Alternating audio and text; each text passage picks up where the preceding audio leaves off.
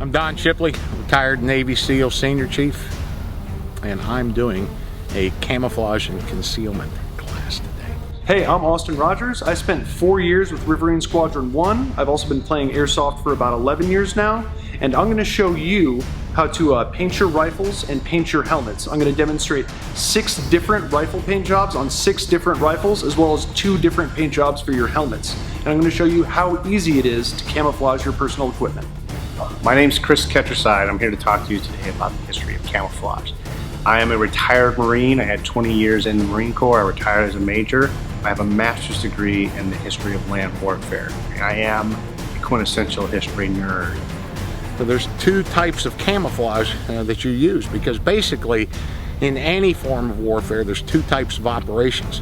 There's a reconnaissance operation, get in, get out without anybody knowing you were ever there, leave no trace, no footprints, and get out quietly.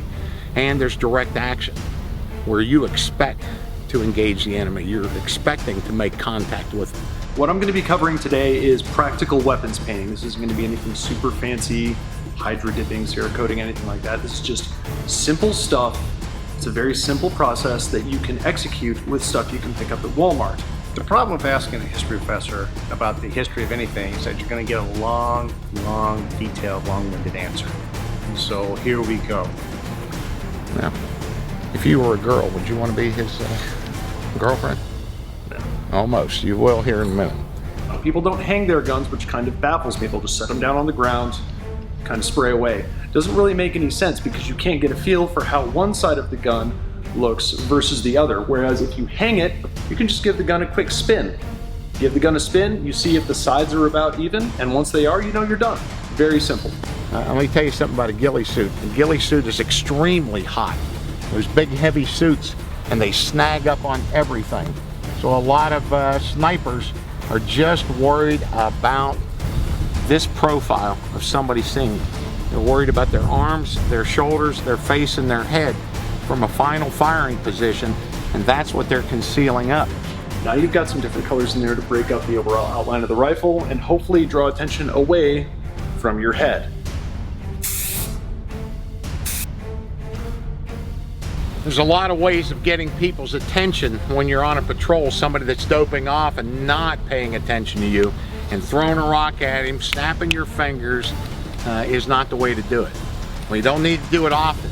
The easiest way to get somebody's attention at night on a patrol or during the daytime is to go.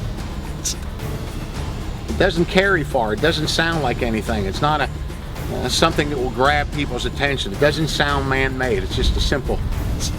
A lot of people will take paper towels, things like that, and stuff them into their magwell. For me, maybe I'm lazy, but I prefer using something that's designed to fit in the magwell to ensure the tightest possible seal. Various detritus you may find when you're out in the woods and things like that.